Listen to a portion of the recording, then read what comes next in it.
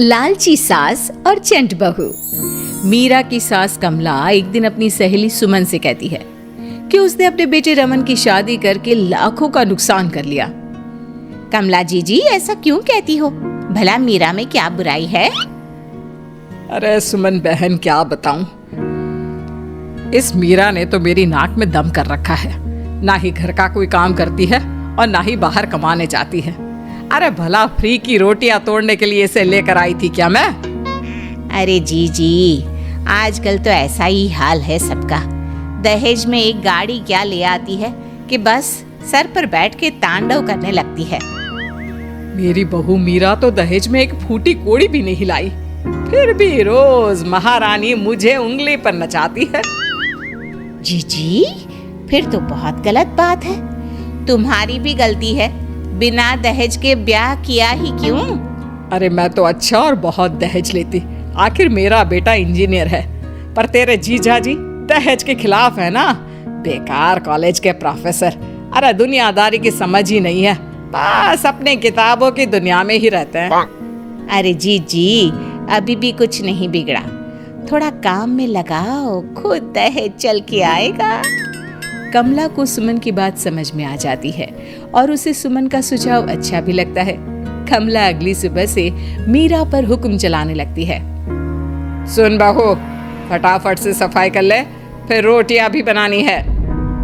सासू माँ सब मैं ही करूँगी क्या? आप क्या पूरा दिन मुझे काम बताने का ही कष्ट करती रहोगी?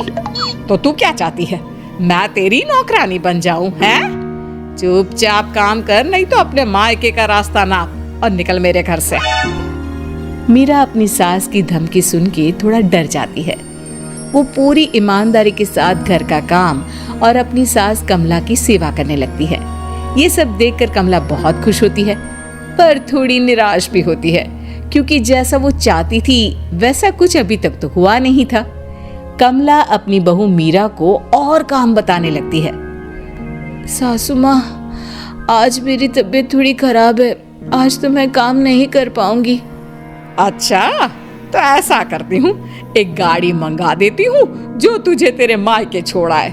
अब तेरे दहेज में कोई नौकरानी तो आई नहीं जो तुझे आराम करने दूं। पर सासू माँ मैं तो मैं मत कर और हाथ चला जल्दी जल्दी। आज तो कपड़े भी दुनिया भर के हैं, कौन धोएगा तेरे अलावा? मीरा बीमार हालत में भी काम करने लग जाती है। मन ही मन सोचती है कि क्यों न कुछ ऐसा किया जाए जिससे इस बुढ़िया की चिक बंद हो जाए। मीरा समझ तो चुकी थी कि उसकी सास अचानक ऐसा व्यवहार क्यों कर रही है, इसलिए अब वो प्लानिंग में लग जाती है। अगली सुबह मीरा तैयार होकर अपनी सास के पास जाती है। सासू माँ, मैं अपने मायके जा रही हूँ, 2-4 दिन में वापस आ जाऊंगी। वाह जी वाह, और काम कौन करेगा घर का? सासू माँ 2 दिन की तो बात है बस। जा चली जा, पर फिर वापस आने के बारे में सोचना भी मत। मीरा जानती थी कि घर में वापस घुसने के लिए उसे क्या करना है। वो अपने मायके पहुंचती है और रोने लगती है। उसके माता पिता उसे रोने का कारण पूछते हैं, पर वो कुछ नहीं बोलती। तभी मीरा की माँ उसके हाथों की तरफ देखती है। मीरा, ये तेरे हाथों के नाखून कहाँ गए? तुझे तो नाखून बड़े करने का बड़ा शौक है ना? माँ, उस घर के बर्तन और कपड़े धो धो कर मेरे नाखून ही नहीं बल्कि हाथ भी घिस गए हैं। अब तुमने मेरे साथ ना कोई नौकरानी भेजी, ना कोई सुख की सुविधा। मीरा के माता पिता समझ जाते हैं कि मीरा को दहेज का सामान चाहिए। अगले ही दिन मीरा के माता पिता उसके लिए एक वॉशिंग मशीन और फ्रिज मंगवा देते हैं। मीरा ये देखकर बहुत खुश होती है और खुशी खुशी अपने ससुराल जाने की तैयारी करने लगती है। मीरा जब अपने ससुराल पहुंचती है तो उसकी सास उसे देखकर बहुत खुश होती है। अरे मेरी प्यारी बहू, आ गई तू? और ये फ्रिज, वॉशिंग मशीन, अरे भाई इन सब की क्या जरूरत है? सासू माँ, जरूरत आपको नहीं मुझे है, क्योंकि घर का काम तो मुझे ही करना पड़ता है ना। मीरा की बात सुन के कमला गुस्से से बोलती है। बहू रानी, तू मेरी बात सुन ले, मैं तेरे इस दहेज के सामान के सामने झुकने वाली नहीं हूँ। घर का काम तो तुझे ही करना पड़ेगा। अब कमला और दहेज लेने के चक्कर में मीरा का काम बढ़ाने लगती है। वो जानबूझकर गंदगी फैलाती और बना हुआ काम बिगाड़ने लगती। मीरा बहुत परेशान हो जाती है। वो अपनी सहूलियत के हिसाब से हर चीज अपने मायके से मंगवा लेती है। धीरे धीरे कमला की चाल कामयाब हो जाती है, पर वो मीरा की चाल नहीं समझ पाती। धीरे धीरे मीरा भी अपने मकसद की तरफ बढ़ने लगती है। वो अपने ससुर और अपने पति को अपनी तरफ कर लेती है। एक दिन मीरा अपने ससुर से कहती है, पिताजी क्यों ना आप ये घर मेरे नाम कर दे, क्योंकि सासू माँ तो बीमार रहती हैं और रमन का तो आपको पता ही है कितने बिजी रहते हैं। ऐसे में घर को संभालेगा कौन? हाँ बहू, मुझे लगता है कि तुम बिल्कुल सही कह रही हो। इस घर को संभालने वाला कोई तो होना चाहिए।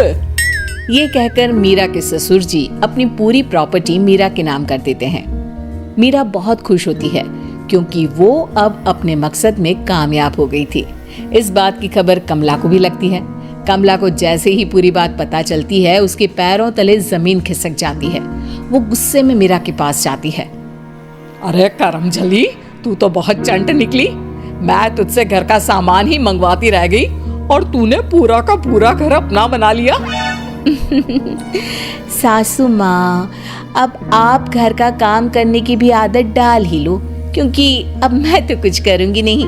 और हाँ, अगर आपने काम करने में आनाकानी की तो इस उम्र में मायके नहीं बल्कि बुजुर्गों के आश्रम भेज दूंगी। मीरा की बात सुनकर कमला बहुत दुखी होती है।